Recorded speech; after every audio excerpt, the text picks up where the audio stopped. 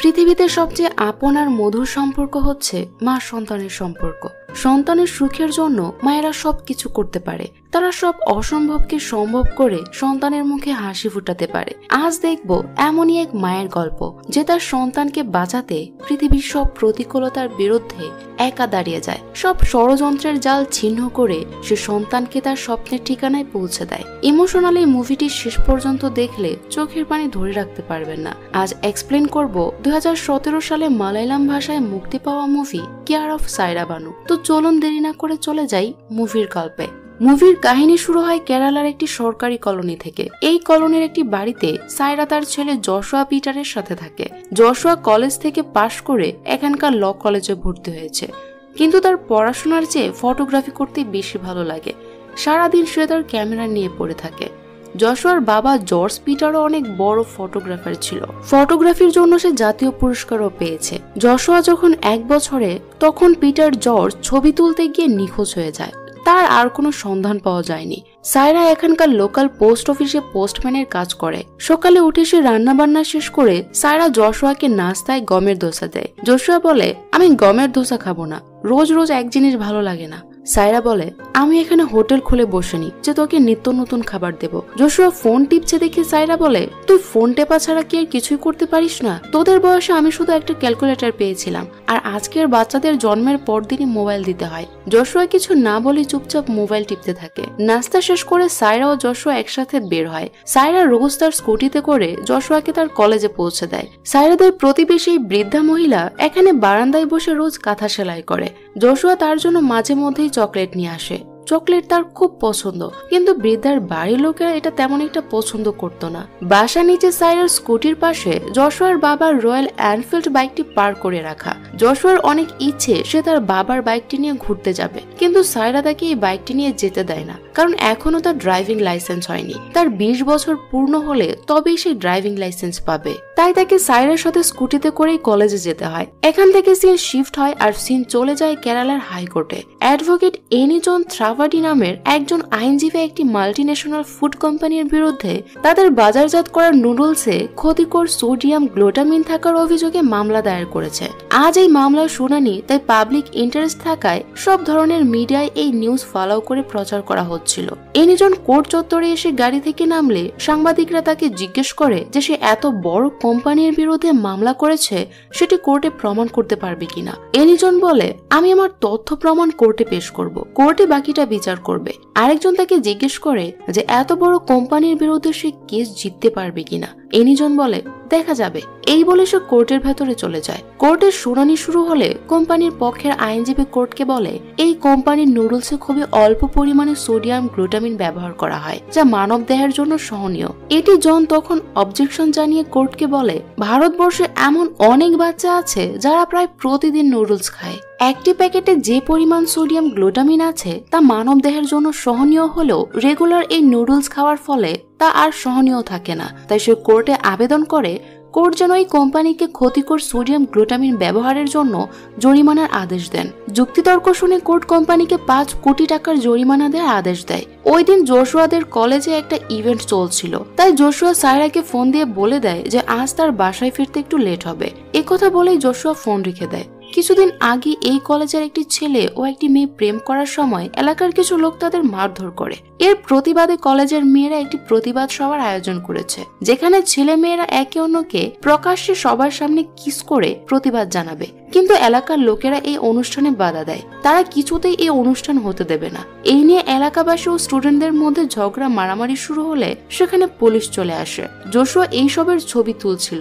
এই অনুষ্ঠানের হোস্ট জিনি যখন দেখতে পায় তাদের অনুষ্ঠান পণ্ড হয়ে যাচ্ছে, অনুষ্ঠানকে সফল করার জন্য সে জশুয়াকে টেনে এনে তার গালে কিস বসিয়ে দেয়। জশুয়া যখন অবাক হয়ে জিনির দিকে তাকিয়েছিল, একজন কনস্টেবল এসে তখন ধাক্কা দিয়ে তার হাতের ক্যামেরা মাটিতে ফেলে দেয়। এতে তার ক্যামেরার লেন্স ভেঙে যায়। ফলে জশুয়া পুলিশের সাথে মারামারি শুরু করে। সব টিভি চ্যানেলেই মারামারির ঘটনা প্রচার করা হয়। সায়রা বাড়িতে ফিরলে তার একজন আত্মীয় ফোনে তাকে জানায় যে জশুয়াকে টিভিতে পুলিশের সাথে মারামারি করতে দেখেছে সে। প্রথমে সায়রা তার কথায় বিশ্বাস না করলেও টিভি অন করে নিউজে দেখে যে জশুয়া সত্যি পুলিশের সাথে মারামারি করছে। টিভিতে আরো দেখানো হয় যে ছাত্রদের উপর লাঠিচার্জ করায় পুলিশ কনস্টেবল সেবাস্টিয়ানকে বহিষ্কার করা হয়েছে। এটি দেখে সায়রা অনেক ভয় পেয়ে যায়। কিছুক্ষণ পর জোশুয়া বাড়ি ফিরে আসে। সায়রা তাকে অনেক বকাচকা করে যে এসব গন্ডগোলে কেন সে গিয়েছে। জোশুয়ার সাথে আসা তার একজন বন্ধু সায়রাকে বলে দেয় যে জিনি আর জোশুয়াকে কিস করেছে। এতে সায়রা অনেক অবাক হয়। ওই দিন রাতে জোশুয়া সায়রাকে বলে জিও ম্যাগাজিন নামে ফ্রান্সের একটি ম্যাগাজিন ভারতের কলেজ স্টুডেন্টদের মধ্যে একটি ফটোগ্রাফি প্রতিযোগিতার আয়োজন করছে। এই ফটোগ্রাফারদের মধ্য হতে সেরা 5 জনকে সিলেক্ট করে তার ফ্রান্সে নিয়ে গিয়ে ট্রেনিং দেবে, আর ট্রেনিং চলাকালে স্কলারশিপ হিসেবে দিবে 1 লক্ষ টাকা। একথা শুনে সায়রা বলে তাহলে তো ভালোই, তুইও ছবি পাঠা কন্টেন্টের। জোশুয়া বলে এসব আমার জন্য না, এই দেখো এই ক্যামেরা দিয়ে আমি আর কি ছবি তুলতে পারবো বলো। সায়রা জোশুয়ার ক্যামেরাটি হাতে নিয়ে দেখে যে লেন্স ফেটে গেছে। পরদিন সায়রা জোশুয়াকে নিয়ে একটি ক্যামেরার দোকানে গিয়ে 12,000 টাকা দিয়ে লেন্স ঠিক করে দেয় আর বলে তাকে এই কম্পিটিশনে জিততেই হবে। এরপর জোশুয়া ক্যামেরা দিয়ে অনেকগুলো ছবি তোলে। সে তার বাবার বন্ধু জনের কাছে তার তোলা ছবিগুলো নিয়ে যায় দেখানোর জন্য, কারণ সে বুঝতে পারছিল না যে কোন ছবিটা সে কম্পিটিশনের জন্য পাঠাবে। জন অনেক বড় ফটোগ্রাফার। সে জোশুয়ার তোলা ছবিগুলো দেখে বলে এগুলোর একটাও ভালো হয়নি, সবগুলোকে আর্টিফিশিয়াল মনে হচ্ছে। সে জোশুয়াকে বলে তোমার বাবা অনেক ভালো ছবি তুলতো, তুমি পিটার জর্জের ছেলে বলে তোমার কাছ থেকে আরো ভালো কিছু আশা করেছিলাম, কিন্তু তুমি আমাকে হতাশ করেছো। এরপর জন জোশুয়ার বাবার তোলা কিছু ছবি দেখিয়ে বলে এই ছবিগুলো দেখো, কোনো কৃত্রিমতা নেই, মনে হচ্ছে যেন জীবন্ত। এমন ছবি তোলাকেই ফটোগ্রাফি বলে, যা একটি শিল্প। আর তুমি যে ছবিগুলো তুলেছ তা অনেকটা শুটিং করার মতো কৃত্রিম। এইসব শুনে জোশুয়া হতাশ হয়ে বাড়ি ফিরে আসে। বাড়িতে ফিরে এসে তার তোলা ছবিগুলো সব ডিলিট করে দেয়। সকালে সায়রা ছাদে গিয়ে দেখে জোশুয়া কাঁথা মুড়ি দিয়ে ছাদে ঘুমিয়ে আছে। সায়রা তাকে ঘুম থেকে জাগালে সে সায়রাকে বলে আমার বাবা অনেক বড় ফটোগ্রাফার ছিল, তাই না? আজ উনি থাকলে আমিও অনেক ভালো ফটোগ্রাফার হতে পারতাম। তখন সায়রা দাঁড়ানোর জন্য তার দিকে হাত বাড়িয়ে দেয়। হঠাৎ কি মনে করে জোশুয়া তার ক্যামেরাটি নিয়ে সূর্যের বিপরীতে সায়রার হাতের ছবি তোলে, আর সে এই ছবিটি জিও ম্যাগাজিন ওয়েবসাইটে পাঠিয়ে দেয় কম্পিটিশনের জন্য। পরদিন এনি জন গেস্ট লেকচারার হয়ে জোশুয়াদের কলেজে আসে। সে ছাত্রদের নানান প্রশ্নের জবাব দেয়। বাড়িতে ফিরে সায়রা জোশুয়াকে তার বাবার তোলা একটি ছবি দেখায়। সে ছবিতে একটি মেয়েকে দেখা যায় যে ঝড় বৃষ্টির মধ্যে কয়েকটি বিড়াল ছানা কোলে নিয়ে দাঁড়িয়ে আছে। ছবির সাথে পিটার জর্জের একটি নোটও ছিল। সেখানে পিটার জর্জ লিখেছিল মালায়ামপুর থেকে ফেরার পথে রাস্তায় ঝড় বৃষ্টি শুরু হলে আমি একটি চায়ের দোকানে দাঁড়াই। সেখানে কয়েকজন স্কুল ছাত্রছাত্রী দাঁড়িয়েছিল। পাশে কয়েকটি বিড়াল ছানা বৃষ্টিতে ভিজছিল। একটি মেয়ে তখন বৃষ্টিতে ভিজে গিয়ে বিড়াল ছানাগুলোকে তার কোলে তুলে নেয়। এই কারণে বিড়াল ছানাগুলো ঠান্ডা ও ভেজা পরিবেশে মারা যাওয়া থেকে বেঁচে যায়। একেই বুঝি বলে হ্যান্ড অফ গড। সায়রা জোশুয়াকে বলে এখানে যে মেয়েটিকে দেখছিস সেটি আমি। এই ছবির জন্য তোর বাবা পুরস্কার পেয়েছিল, আর আমি গিয়েছিলাম মায়ের। রাস্তায় হিজাব খোলার জন্য বাবা আমাকে উত্তম মধ্যম দিয়েছিল। এরপর সায়রা জোশুয়াকে বলে তুই জিনিকে পছন্দ করিস? জোশুয়া বলে আমি একা পছন্দ করলে কি হবে, ওর দিকটা তো জানি না। সায়রা বলে ঠিক আছে, কাল আমাকে তার সাথে দেখা করিয়ে দে, আমি ঠিক করে দিচ্ছি। পরদিন সায়রা ও জোশুয়া জিনির সাথে দেখা করার জন্য একটি কফি শপে যায়। জিনি সায়রাকে বলে কি ব্যাপার আন্টি, আমাকে ডেকেছেন কেন? সায়রা বলে তোমাকে একটা কথা বলতে ডেকেছি, জোশুয়া তোমাকে পছন্দ করে। এই কথা শুনে জিনি বলে এই কথা তো জোশুয়া আমাকে বলতে পারতো। সায়রা বলে ও লজ্জায় তোমাকে বলতে পারছে না। জিনি তখন বলে শুনুন আন্টি, এইসবের প্রতি আমার কোনো ইন্টারেস্ট নেই, আমাকে মাফ করবেন, আর এসব কথা বলে একটা ভালো বন্ধুত্ব নষ্ট করবেন না। এই বলে জিনি সেখান থেকে চলে যায়। বাসায় গিয়ে সে তার বাবার কাছে বিষয়টি শেয়ার করলে জিনির বাবা জিজ্ঞেস করে জোশুয়ার বাবার নাম কি। জিনি তখন বলে জোশুয়ার বাবার নাম পিটার জর্জ, আর শুনেছি তিনি খুব ভালো ফটোগ্রাফার ছিল। এটি শুনে জিনির বাবা বলে পিটার জর্জ আর আমি একসময় একসাথে একটি পত্রিকায় কাজ করতাম। সে খুব জিনিয়াস ফটোগ্রাফার ছিল। শোনো, তোমাকে তার জীবনের কিছু কথা বলি। আমার ধারণা যদি সত্যি হয়, তুমি যাকে জোশুয়ার মা বলছো সে জোশুয়ার সত্যিকার মা না। 20 বছর আগে জোশুয়ার বাবা পিটার জর্জ একটি মেয়ের ছবি তুলে জাতীয় পুরস্কার পেয়েছিল। এর কয়েক মাস পর মেয়েটির পুরো পরিবার কোনো কারণে আত্মহত্যা করে। তখন পিটার জর্জ আবারও মেয়েটির ছবি পত্রিকায় ছাপায়। তখন এই বিষয়টি নিয়ে তোলপাড় শুরু হলে সরকার মেয়েটিকে একটি চাকরি দেওয়ার নিশ্চয়তা দেয়। পিটার তখন মেয়েটিকে তার বাড়িতে আশ্রয় দেয়, আর এই মেয়েটির নাম ছিল সায়রা। এর 2 মাস পর ঝড় বৃষ্টির রাতে ছবি তুলতে গিয়ে পিটার নিখোঁজ হয়ে যায়। অনেক খোঁজাখোঁজের পর তার ক্যামেরাটি পাওয়া গেল, তাকে আর খুঁজে পাওয়া যায়নি। এরপর থেকে 12 বছরের সায়রা 1 বছরের জোশুয়াকে নিজের ছেলের মতো করে বড় করেছে। এসব শুনে জিনি অনেক অবাক হয়। এর পরদিন জোশুয়ার কাছে জিও ম্যাগাজিন থেকে চিঠি আসে যে তারা জোশুয়াকে ফ্রান্সের ট্রেনিং এর জন্য সিলেক্ট করেছে। ভারতের হাজার হাজার কলেজ স্টুডেন্টের পাঠানো ছবির মধ্য থেকে তার ছবি কম্পিটিশনে ফার্স্ট হয়েছে। এই কথা শুনে সায়রা অনেক খুশি হয়, কিন্তু জশুয়া যখন বলে যে তাকে ফ্রান্সে যেতে হবে, সায়রা তখন বলে তোকে ফ্রান্সে যেতে হবে না, তুই কম্পিটিশনে ফার্স্ট হয়েছিস, স্কলারশিপ পাচ্ছিস, এটাই যথেষ্ট। কিন্তু জশুয়া নাছোড় বান্দা, সে ফ্রান্সে যাবে। এই নিয়ে সায়রা ও জশুয়ার মধ্যে কথা কাটাকাটির এক পর্যায়ে জশুয়া সায়রাকে বলে তুমি আমাকে বাধা দে আর কে, তুমি তো আমার আপন মানা। এই কথা শুনে সায়রা জশুয়ার গালে এক চড় বসিয়ে দেয়। রাগে জশুয়া তার বাবার বাইক নিয়ে কলেজে চলে যায়। কলেজে তখন একটা প্রোগ্রাম চলছিল। জশুয়া একপাশে গিয়ে সিঁড়িতে একা মন খারাপ করে বসে থাকে। কিছুক্ষণ পর সায়রা জিনিকে ফোন দিয়ে জিজ্ঞেস করে যে জশুয়া কলেজে এসেছে কিনা। জিনি বলে যে হ্যাঁ এসেছে, তবে সে একা মন খারাপ করে বসে আছে। সায়রা জিনিকে বলে জশুয়া আমার সাথে রাগ করে বাসা থেকে বেরিয়েছে, তুমি তাকে বুঝিয়ে বাড়িতে পাঠিয়ে দিও। এরপর জিনি জশুয়ার কাছে গিয়ে তাকে বুঝিয়ে বাড়ি যেতে বলে। জশুয়া ততক্ষণে তার ভুল বুঝতে পারে। সে বাড়ি যাওয়ার জন্য বাইক স্টার্ট করতে গেলে প্রিন্স নামে তার একজন সিনিয়র মাতাল অবস্থায় তার কাছে গিয়ে তাকে বাড়ি পর্যন্ত লিফট দিতে বলে। জশুয়া রাজি হলে তাকে পেছনে নিয়ে জশুয়া চলতে থাকে, কিন্তু কিছু দূর যাবার পর প্রিন্স জশুয়াকে নামতে বলে নিজেই বাইক ড্রাইভ করা শুরু করে। কিন্তু মাতাল হওয়ায় সে বিপরীত দিক থেকে আসা একজন সাইকেল আরোহীকে ধাক্কা দেয়। এতে জশুয়া অনেক ভয় পেয়ে যায়। সে দ্রুত বাইক তুলে সেখান থেকে চলে যায়। প্রিন্সও তার সাথে যায়। কিছু দূর যাবার পর প্রিন্স আবার মাতলামি শুরু করে, তাই রাস্তার পাশের একটি চায়ের দোকানের সামনে বাইক থামিয়ে জশুয়া সায়রাকে ফোন দেয়। কিন্তু সে কিছু বলার আগে হঠাৎ একটি গাড়ি এসে তাকে প্রায় ধাক্কা মেরে চলে যায়। প্রিন্স তখন রাস্তার পাশ থেকে একটি ইট নিয়ে গাড়িতে ঢিল মারে, আর ঢিল গিয়ে লাগে গাড়ির ব্যাকলাইটে। গাড়িটি কিছু দূর সামনে গিয়ে আবার ফিরে আসে, আর গাড়ি থেকে নেমে আসে অ্যাডভোকেট এনিজন। তাকে দেখে জশুয়া আরো বেশি ভয় পেয়ে যায়। এনিজন তাদের বলে আমার গাড়িতে ঢিল ছুঁড়েছে কে? প্রিন্স বলে আমি ছুঁড়েছি ঢিল, দরকার হলে আরো ঢিল ছুঁড়বো। এনিজন তখন বলে ঠিক আছে, তাহলে পুলিশ ডাকছি, তারাই তোমাদের বিচার করবে। জশুয়া এনিজনকে সরি বলার চেষ্টা করে, কিন্তু এনিজন তার কথা না শুনে পুলিশে ফোন করে। কিছুক্ষণের মধ্যেই পুলিশ এসে জশুয়া প্রিন্সকে ভ্যানে করে পুলিশ স্টেশন নিয়ে যায়। কিন্তু পুলিশ স্টেশনে ঢুকানোর আগেই আরেকজন পুলিশ অফিসার প্রিন্সকে তার সাথে করে নিয়ে যায়, কারণ প্রিন্স এখানকার প্রভাবশালী নেতার ছেলে। জশুয়াকে পুলিশ স্টেশনে নিয়ে এসে তার উপর হেলমেট ছাড়া বাইক চালানো, ড্রাইভিং লাইসেন্স না থাকা, ট্রাফিক আইন ভঙ্গ করা এবং একজন কনস্টেবলকে মেরে আহত করার চার্জ আনা হয়। জশুয়া বলে স্যার আমি কাউকে আঘাত করিনি, প্রিন্স করেছে। পুলিশ অফিসারটি তখন জশুয়ার কাছে এসে তাকে থাপ্পড় মেরে বলে কয়েক মাস আগে আমিও বলেছিলাম যে আমি ছাত্রদের গায়ে লাঠিচার্জ করিনি, কিন্তু তোরা আমাকে বহিষ্কার করে ছেড়েছিলি। তখন আমরা জানতে পারি এই অফিসারটি সেবাস্টিয়ান, যাকে ছাত্ররা বহিষ্কার করিয়েছিল। জশুয়া বলে আমি যে অন্যায় করিনি তার দোষ আমাকে দিবেন না স্যার, আমি একজন আইনের ছাত্র, আর আমি বিদেশে যাওয়ার জন্য স্কলারশিপও পেয়েছি। এই মুহূর্তে কোনো মামলা হলে আমার কেরিয়ার বরবাদ হয়ে যাবে স্যার। সেবাস্টিয়ান বলে চুপচাপ দাঁড়িয়ে থাক, নয়তো ড্রাগের কেসও ঢুকিয়ে দেব। কিছুক্ষণ পর পুলিশ স্টেশন থেকে সায়রাকে ফোন দিয়ে এক্ষুনি পুলিশ স্টেশন আসতে বলে। সায়রা দ্রুত তার স্কুটিতে করে পুলিশ স্টেশন আসলে সে জশুয়ার কাছ থেকে সবকিছু জানতে পেরে অনেক ভয় পেয়ে যায়। জশুয়া বলে মা তোমার অনুমতি ছাড়া আমি আর কোনোদিন বাবার বাইক নিয়ে যাব না। সায়রা জশুয়াকে ভরসা দিয়ে বলে তুই কোনো চিন্তা করিস না, আমি দেখছি কি করা যায়। সে একজন কনস্টেবলের সাথে কথা বলতে গেলে কনস্টেবলটি তাকে জানায় যে এনিজন চাইলে জশুয়াকে বের করে দিতে পারে, কারণ তার গাড়িতে ঢিল ছোড়ার পরই তো সবকিছু ঘটেছে। সায়রা কনস্টেবলের কাছ থেকে এনিজনের ফোন নাম্বার নিয়ে তাকে ফোন দেয়। পরদিন এনিজন পুলিশ স্টেশনে এসে পুলিশ অফিসারকে বলে সবকিছুর জন্য দায়ী প্রিন্স, অথচ তারা প্রিন্সকে ছেড়ে দিয়ে নির্দোষ জশুয়া পিটারকে ফাঁসাতে চাইছে।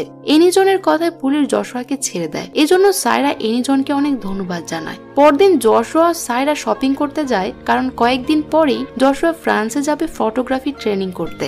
শপিং শেষে বাসায় ফেরার সময় পুলিশ আবার জশুয়াকে ধরে নিয়ে যেতে চাইলে সায়রা বলে আপনারা কেন ওকে নিয়ে যাচ্ছেন, তার কেস তো মিটে গেছে। পুলিশ অফিসার বলে আপনি যত সহজ ভাবছেন ব্যাপারটি তত সহজ নয়, গাড়িতে ঢিল ছোড়ার কেসটি এখন মার্ডার কেস, আপনার ছেলে একজনকে খুন করেছে। এ কথা শুনে সায়রা অনেক ভয় পেয়ে যায়। জশুয়াকে পুলিশ ধরে নিয়ে গেলে সায়রা এনিজনের সাথে দেখা করতে তার অফিসে যায়। এনি সায়রাকে জিজ্ঞেস করে যে সে তার কাছে কেন এসেছে।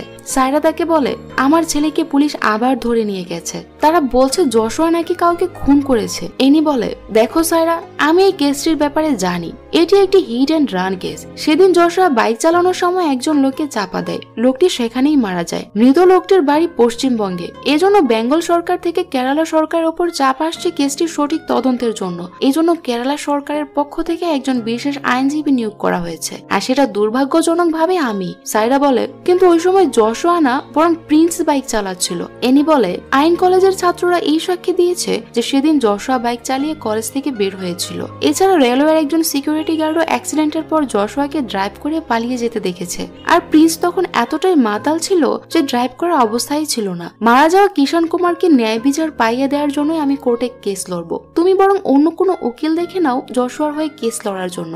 সাইরা হতাশ হয়ে বাড়ি ফিরে আসে। পরদিন সাইরা কোর্টে যায় একজন উকিল খুঁজে পাওয়ার জন্য। সেখানে তার এই উকিলটির সাথে দেখা হয়। এর নাম সুব্বু। সে ছোটখাটো কেস লড়ে থাকে। সে বড় কোনো কেস নিতে ভয় পায়, কারণ জজের সামনে গেলে সে কনফিডেন্স হারিয়ে তোতলামি শুরু করে। সুব্বু সাইরাকে বলে, আমি আপনাকে একজন উকিলের কাছে নিয়ে যেতে পারি যে কেসটা জিততে পারবে।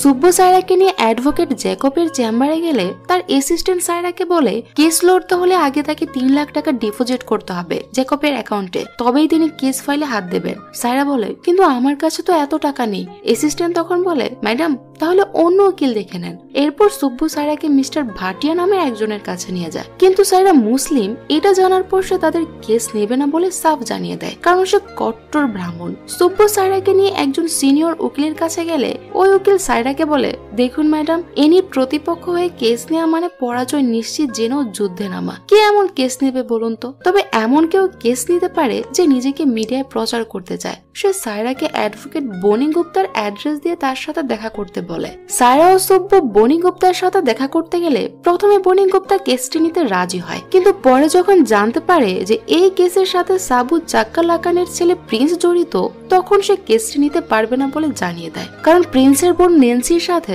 তার বিয়ে ঠিক হয়েছে। হবু শালার বিরুদ্ধে তো আর সে কেস লড়তে পারবে না। সেখান থেকে বের হয়ে সাইরা ও সুব্বু বাস স্ট্যান্ডে বসে থাকে। সাইরা বলে, আমার না আছে টাকা পয়সা, না আছে ভালো চাকরি, আর না আছে তেমন কেউ যে আমাকে সাহায্য করতে পারে।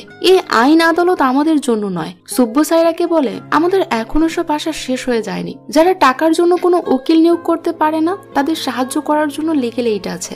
আমরা লিগ্যাল এইডের সাহায্য নিতে পারি। পরদিন সুব্বু লিগ্যাল এইডের জন্য আবেদন করলে আবেদন মঞ্জুর হয়। লিগ্যাল এইড থেকে একজন উকিলকে অ্যাপয়েন্ট করা হয় কেস লড়ার জন্য। সাইরা ও সুব্বু সে উকিলের সাথে দেখা করতে গেলে সে বলে যে কাল যেন পত্রিকায় এই নিউজ ছাপায় যে জাতীয় পুরস্কার প্রাপ্ত ফটোগ্রাফারের ছেলের বিরুদ্ধে হত্যার মামলা দায়ের করা হয়েছে, আর নিউজে যেন যশোয়ার উকিল হিসেবে তার নামটা উল্লেখ করে। উকিলের চেম্বার থেকে বের হবার সময় সাইরা ভুল করে তার ফোনটা ফেলে যায়। ফোনটা নিতে আসার সময় সাইরা শুনে যে উকিল তার অ্যাসিস্ট্যান্টকে বলছে, আরে লিগ্যাল এইড আজ পর্যন্ত কোনো কেসে জিততে পেরেছে বলে রেকর্ড নেই। আমি কোর্টে শুধু পুতুলের মতো দাঁড়িয়ে থাকবো। এনিজনের সাথে কেস লড়ছি, এটি পত্রিকায় আসলে আমি ফেমাস হয়ে যাব। সাইরা এসব শুনে উকিলের কাছে গিয়ে বলে, আমিও সরকারি চাকরি করি, কিন্তু আমরা চেষ্টা করি মানুষকে শতভাগ সেবা দেওয়ার জন্য, কারণ সরকার আমাদের এর জন্যই টাকা দেয়। উকিল বলে, আমার আন্তরিকতা কম আছে?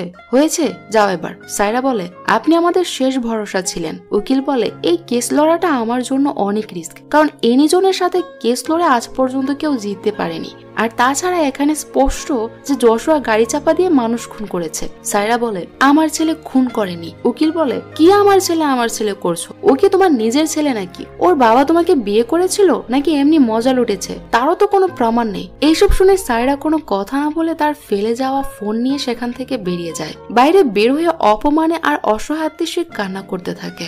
সুব্বু তখন তার কাছে এসে বলে, সাইরা, আমাদের কাছে আর মাত্র একটি পথ খোলা আছে, এই কেসটা তুমি নিজে লড়ো। সাইরা বলে, কিন্তু কিভাবে? সুব্বু বলে, আইনে এমন একটা বিধান আছে, কেউ যদি আইনি সহায়তা না পায় বা তার নিযুক্ত উকিল যদি কেস লড়তে না চায়, তবে অভিযুক্ত তার পছন্দ মতো কোনো প্রতিনিধি নিযুক্ত করতে পারে কেস লড়ার জন্য। সাইরা তাকে বলে, কিন্তু আমি কিভাবে কি করব?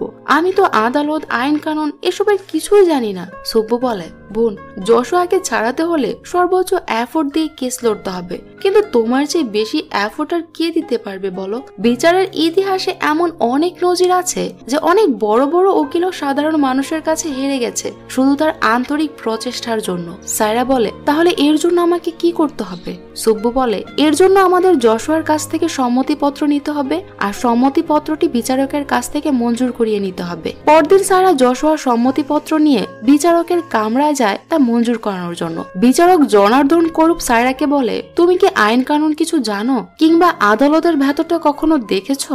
সায়রা বলে, না। বিচারক বলে, এটা কোনো ছেলে খেলা নয়, তোমার বিপক্ষে থাকবে এনিজন থ্রাবাডি, হিট অ্যান্ড রানের কেস। সেটা স্বয়ং সালমান খানও বাজাতে পারেনি। যশোয়া তো তোমার নিজের ছেলে না, যা ইচ্ছা হতে দাও না। সায়রা বলে, স্যার আমি হয়তো ওকে পেটে ধরিনি, কিন্তু সে আমার কাছে নিজের সন্তানের থেকেও বেশি কিছু। বিচারক আর কোনো কথা না বলে আবেদন মঞ্জুর করে দেয়। শুনানির দিন আদালতে এসে সায়রা বুঝতে পারছিল না যে কিভাবে কোর্টে জজের সামনে কথা বলবে। জজ সায়রাকে বলে, আদালতের সময় নষ্ট না করে আপনার কিছু বলার থাকলে বলুন। সায়রা আমতা আমতা করে বলে, সেদিন যশোয়া বাইক চালায়নি, প্রিন্স যশোয়ার কাছ থেকে বাইক নিয়ে চালিয়েছিল আর অ্যাক্সিডেন্ট করেছিল।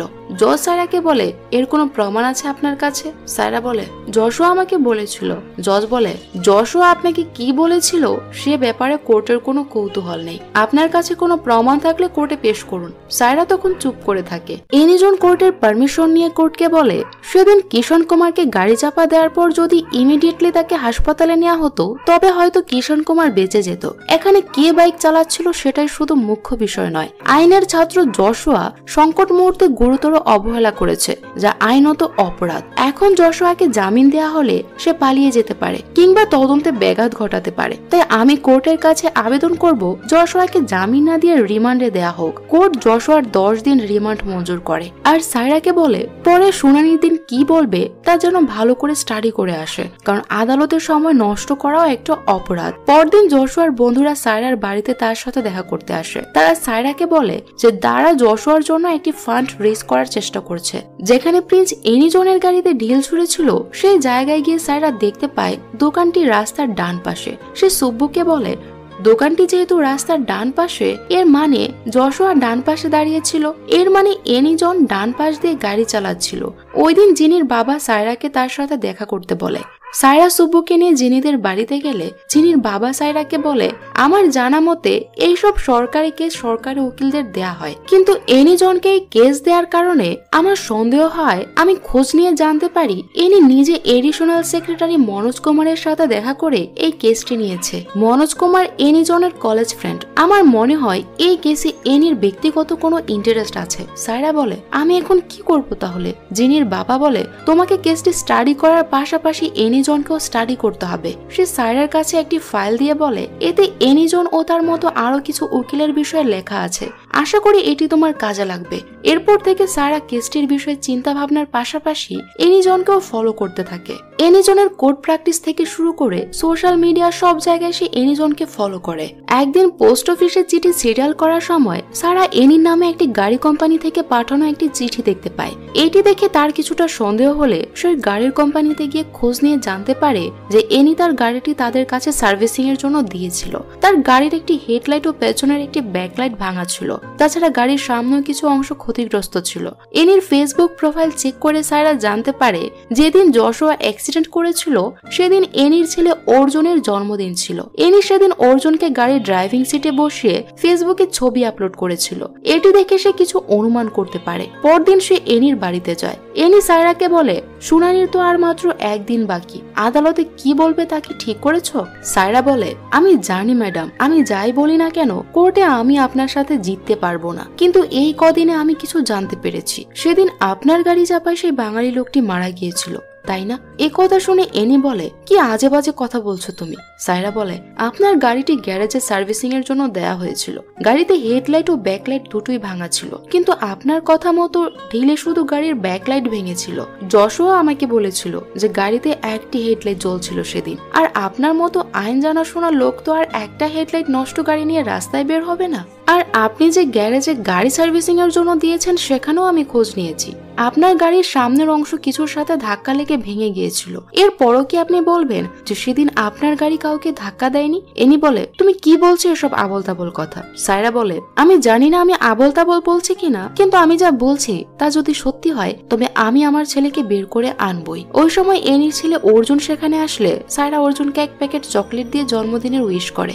অর্জুন বলে, কিন্তু আমার জন্মদিন তো 4 অক্টোবর। সায়রা বলে, হ্যাঁ বাবা, আমি জানি তুমি যখন জন্মদিনে আনন্দ করছিলে তখন আমার ছেলে কষ্ট পাচ্ছিল। এনি এসব দেখে অনেক অবাক হয়। সে অর্জুনকে দ্রুত ঘরে পাঠিয়ে দেয়। সায়রা তখন এনিকে বলে, আপনি আপনার সন্তানকে বাঁচানোর জন্য যেমন চেষ্টা করছেন, আমিও তেমন আমার সন্তানকে বাঁচানোর জন্য চেষ্টা করছি। এই বলে সায়রা সেখান থেকে চলে গেলে এনি পাথরের মতো দাঁড়িয়ে থাকে। তখন আমাদের ফ্ল্যাশব্যাকে 4 অক্টোবরে অর্থাৎ যেদিন অ্যাক্সিডেন্টে কিষান কুমারের মৃত্যু হয় সেদিনে নিয়ে যাওয়া হয়। ওই দিন অর্জুনের জন্মদিন থাকায় সে এনির কাছে বায়না করে যে সে গাড়ি ড্রাইভ করবে। জন্মদিন থাকায় এনি অর্জুনকে মানা করতে পারে না। অর্জুন এনিকে গাড়িতে বসে ড্রাইভ করতে থাকে। কিছুক্ষণ চলার পর হঠাৎ অর্জুন গাড়ির নিয়ন্ত্রণ হারিয়ে একজন লোককে ধাক্কা দেয়। তখন গাড়িটি রাস্তার পাশের পিলারের ধাক্কা লেগে হেডলাইট নষ্ট হয়ে যায় ও সামনের কিছু অংশ ভেঙে যায়। এতে অর্জুন অনেক ঘাবড়ে যায়। সে ভয়ে কান্না করতে থাকে। এনি তখন তাকে বুঝিয়ে গাড়ি নিয়ে চলে যাওয়ার সময় যশোয়া আর প্রিন্সের দেখা হয়। প্রিন্স গাড়িতে ঢিল মারলে এনি গাড়ি থেকে নেমে পুলিশ ডেকে যশোয়া প্রিন্সকে পুলিশে দিয়ে দেয়। আর এর পরের ঘটনা তো আমরা জানি। এনি অ্যাক্সিডেন্টের কিছুক্ষণ পরেই তার বন্ধু সিআই জ্যাকবকে এই অ্যাক্সিডেন্টের কথা জানায়। জ্যাকব সেখানে গিয়ে গাড়ি চাপা পড়া লোকটিকে হাসপাতালে নিয়ে যায়। কিন্তু পরদিন জ্যাকব এনিকে ফোন দিয়ে জানায় যে লোকটি মারা গেছে। এতে এনি অনেক ভয় পেয়ে যায়, কারণ অর্জুন এই খুনের দায়ে ফেঁসে যেতে পারে। জ্যাকব তাকে বলে, তোমার ভয় পাওয়ার কোনো দরকার নেই, আমি সব ম্যানেজ করে নেব। ওই দিন তোমার গাড়ি লোকটিকে ধাক্কা দেওয়ার আগে একটি বাইক লোকটিকে ধাক্কা দিয়েছিল। ঘটনাস্থল থেকে আমরা বাইকটির নাম্বার প্লেট পেয়েছি। বাইকে ল কলেজের 2 জন ছাত্র ছিল। এদের মধ্যে একজন প্রভাবশালী নেতার ছেলে, তাই একে এই কেসে জড়ানো ঠিক হবে না। আরেকজন আছে যার আগে পিছে কেউ নেই, তাকে এই কেসে ফাঁসানো যায়, কারণ বাড়িতে এক পালিত মা ছাড়া তার আর কেউ নেই। এনি বলে, কিন্তু জ্যাকব, আমি আমার ছেলের জন্য আরেকজন ছেলের জীবন কিভাবে বিপদে ফেলবো? জ্যাকব বলে, তাকে না ফাঁসালে তোমার ছেলে ফাঁসবে, এখন তুমি ভেবে নাও কি করবে। অবশেষে এনি নিজের ছেলের জীবন বাঁচাতে যশোয়াকে এই কেসে ফাঁসাতে রাজি হয়, আর বিনিময়ে সে জ্যাকবকে 1 কোটি টাকা দেয়। এর পরদিন কোর্টে যশোয়ার শুনানির দিন ধার্য ছিল। সায়রা পাশের বাসার বৃদ্ধার কাছ থেকে দোয়া নিয়ে কোর্টে যায়। মিডিয়ায় এই কেসে নিউজ ফালাও করে প্রচার হচ্ছিল। কোর্টে বিচার কাজ শুরু হলে এনি কনস্টেবল সেবাস্টিয়ানকে কোর্টে হাজির করে যশোয়াকে জিজ্ঞেস করে সে সেবাস্টিয়ানকে চেনে কিনা। যশোয়া বলে, হ্যাঁ আমি তাকে চিনি। এনি বলে, কলেজের প্রতিবাদ সভায় তুমি এর উপর হামলা করেছিলে, এটা কি সত্যি? যশোয়া বলে, না, আমি কার উপর হামলা করিনি। এনি তখন কোর্টে সেদিনের প্রোগ্রামের ভিডিও ও পত্রিকার ছবি কোর্টে পেশ করে প্রমাণ করে দেয় যে সেদিন যশোয়া তার বন্ধুরা সেবাস্টিয়ানকে ধাক্কা মারছিল। তার মাধ্যমে এনি এটি প্রমাণ করতে চাইছিল যে যশোয়া অত্যন্ত বদমেজাজি। সে অল্পতেই রেগে যায় আর অন্যের উপর হামলা করে। 4 অক্টোবর রাতেও যশোয়া তার পালিত মা সায়রার উপর রাগ করে তার বাইক নিয়ে বাহিরে বের হয়। তার বদমেজাজি স্বভাবের কারণে সে ড্রাইভিং লাইসেন্সও করতে পারেনি। সে ওই দিন রাতে বেপরোয়া গাড়ি চালিয়ে কিষান কুমারকে ধাক্কা দেয়। কিষান কুমারের বাড়ি পশ্চিমবঙ্গের শিলিগুড়ির মিনারবা গ্রামে। যশোয়া যে কিষান কুমারকে ধাক্কা দিয়েছিল তার প্রত্যক্ষ সাক্ষী রেলওয়ের কর্মচারী বিজয় প্যাটেল। এনি বিজয় প্যাটেলকে কাঠগড়ায় ডেকে জিজ্ঞেস করে সেদিন সে কি দেখেছিল। বিজয় বলে, 4 অক্টোবর রাতে সে যখন রেল ক্রসিং এ ডিউটি করছিল তখন দূর থেকে দেখতে পায় একটি বাইক দ্রুত গতিতে এসে একজনকে চাপা দেয়। সে সেখানে পৌঁছাবার আগেই 2 জন লোক বাইক নিয়ে পালিয়ে যায়। যাওয়ার সময় সে স্পষ্ট দেখতে পায় যশোয়া বাইক ড্রাইভ করছিল। এরপর এনি বলে, যশোয়া লোকটিকে হাসপাতালে না নিয়ে গিয়ে একা ফেলে চলে গেছে। তাকে ঠিক সময় হাসপাতালে পৌঁছানো গেলে হয়তো লোকটিকে বাঁচানো যেত। তাই এটি কোনো অ্যাক্সিডেন্ট কেস নয়। আসামির বেপরোয়া মনোভাব ও অবহেলার কারণে একটা নিষ্পাপ জীবন শেষ হয়ে গেছে। তাই আমি আসামির সর্বোচ্চ শাস্তির আর্জি জানাচ্ছি। এরপর জজ সায়রাকে জিজ্ঞেস করে, আপনার আর কিছু বলার আছে? সায়রা দাঁড়িয়ে বলে, স্যার, আমাদের মতো গরিবদের জন্য আইন বিচার এগুলো ঠাট্টা ছাড়া আর কিছুই না। ধনীরা টাকা দিয়ে আইনকে নিজের অধীন আর বিচারকে নিজের পক্ষে নিয়ে নিতে পারে, কিন্তু আমরা গরিবরা তা পারি না। সায়রার এসব অসংলগ্ন কথায় এনি অবজেকশন জানালে কোর্ট সায়রাকে এই কেসের ব্যাপারে কিছু বলার থাকলে বলতে বলে। সায়রা তখন বলে, স্যার, বাইক কাউকে ধাক্কা দিলে তার শরীরের সামনের দিকে আঘাত লাগার কথা, কিন্তু হাসপাতালের রিপোর্ট অনুযায়ী কিষান কুমারের মৃত্যু মাথার পেছনে আঘাত লাগার কারণে হয়েছে। এনি তখন আবার অবজেকশন জানিয়ে বলে, কিন্তু এতে এটা প্রমাণ হয় না যে জোশুয়া অপরাধী নয়। সায়রা তখন বলে, আমি জানি এটা আমার ছেলেকে নির্দোষ প্রমাণ করবে না স্যার, আপনি অনুমতি দিলে আমি একজনকে কোর্টে হাজির করব। এনি তখন বলে, স্যার কোর্টে কোনো সাক্ষীকে পেশ করতে হলে আগে কোর্ট এবং বিপক্ষকে জানাতে হয়। সায়রা বলে, স্যার এ কোনো সাক্ষী না, বরং এই কেসের সাথে সরাসরি সম্পর্কিত। এনি এর বিরোধিতা করলে জজ এনিকে বলে, ন্যায় বিচারের স্বার্থে কোর্ট সায়রাকে অ্যালাউ করবে, কারণ আইন মানুষের জন্য।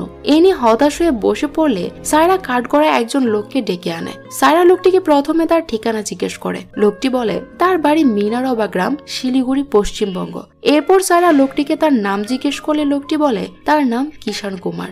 এটি শুনে সবাই অবাক হয়ে যায়, অর্থাৎ যে কিষান কুমারকে হত্যার দায়ে জশুয়ার বিচার হচ্ছে সে মারাই যায়নি, বরং বেঁচে আছে। সায়রা কোর্টে কিষান কুমারের আসল আইডি কার্ড ও আধার কার্ড পেশ করে।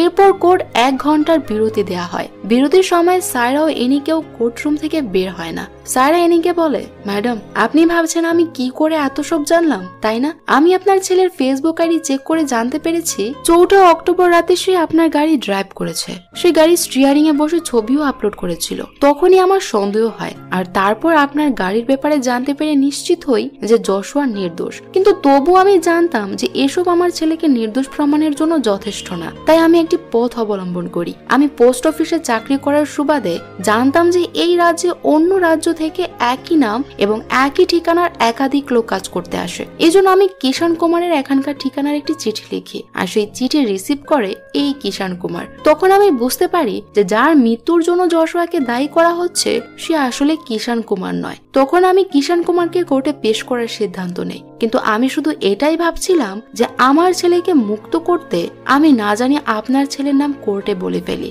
এসব শুনে এনি কোর্ট থেকে বেরিয়ে যায়। 1 ঘন্টা পর আবার কোর্ট শুরু হলে বিচারক বলে যে যার মৃত্যুর জন্য অভিযুক্তকে দায়ী করা হচ্ছে সে আসলে মারাই যায়নি। পুলিশ তখনও ভুক্তভোগীকে শনাক্ত করতে পারেনি, তাই আইনত এই কেসটি দাঁড়ায় না। এই জন্য জশুয়াকে কোর্ট এই অভিযোগে অভিযুক্ত করতে পারে না। কোর্ট পুলিশকে দ্রুত অধিকতর তদন্ত শেষ করে কোর্টে রিপোর্ট পেশ করতে আদেশ দেয় আর জশুয়াকে মুক্তি দেয়। সায়রা ও জশুয়া দুজনেই আনন্দে কান্না করতে থাকে। কোর্ট শেষে এনি সায়রাকে একপাশে ডেকে বলে, আমি শুধু আমার ছেলের কথাই ভেবেছিলাম সায়রা, আমাকে তুমি ক্ষমা করে দাও। তোমার ছেলের সাথে সাথে আমার ছেলেকে বাঁচানোর জন্য অনেক ধন্যবাদ। সায়রা বলে, এ কি বলছেন ম্যাডাম, পৃথিবীর সব সন্তানের জন্য মায়েদের অনুভূতি একই রকম। এবার তো আমার ছেলেকে বের করে আনলাম, কোনো মতে ঝড় সামাল দিলাম, কিন্তু না জানি আবার কি ঝড় সামনে অপেক্ষা করছে। এনি বলে, এ নিয়ে তুমি ভেবো না, আমি বাকি সব সামলে নেব।